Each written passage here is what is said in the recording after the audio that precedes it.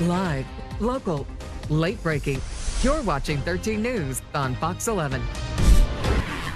Well, it is Monday. That means we are talking tech. Joining us in the studio is our tech expert, Andy Taylor. Andy, this is a dinosaur. Here.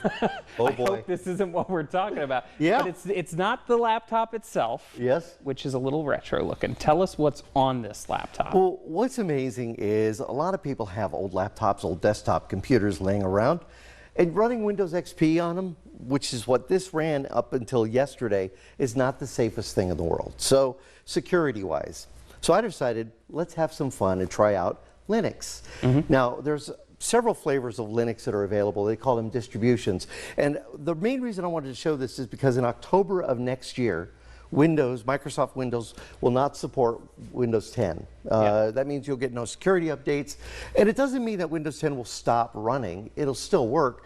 But if you want to be, secure the whole bit, you want to have Windows 11 on there. And they've been prompting people to upgrade, but they're finding out they can't upgrade because they don't have a TPM 2.0 module or the processor doesn't run. That's what we found out. We bought a module, plugged it in, and our processor was too old.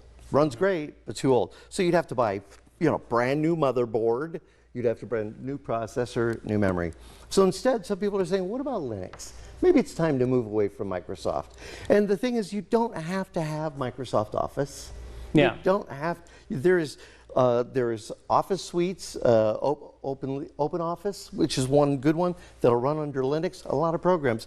This one is the newest distribution called Linux Mint 22. Okay. It is a Ubuntu flavored version of Linux. I installed it on this old laptop, and while it takes a little time to boot up, once it gets going, it is great. And there's so many things you can do with it. It comes with all the Office suites that you want to use, that you could create documents that would be compatible. You could do your email, you could browse the web safely. This one is Firefox, and you could really have a good time with it. And then you've got on this one. This one is Wubuntu, W-U-B-U-N-T-U. People look at this and they say, well, that's Windows 11. It's not. It's Linux. And they've made it look exactly like Windows for those that want to have that Windows experience.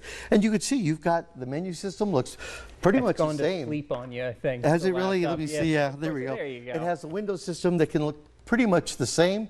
It has the flyout boxes. You have the Office suites you can run. I think that's a Windows background, isn't it? It is the Windows background too, so it's a little even more convincing. But as you can see, I can run Chrome, I can run Edge, I can also run Steam. So if you're a gamer, it doesn't mean that you're out of luck. You can run Steam on here and play many Linux games and other games that will run on this as well. Gotcha. And the thing is, this operating system is free.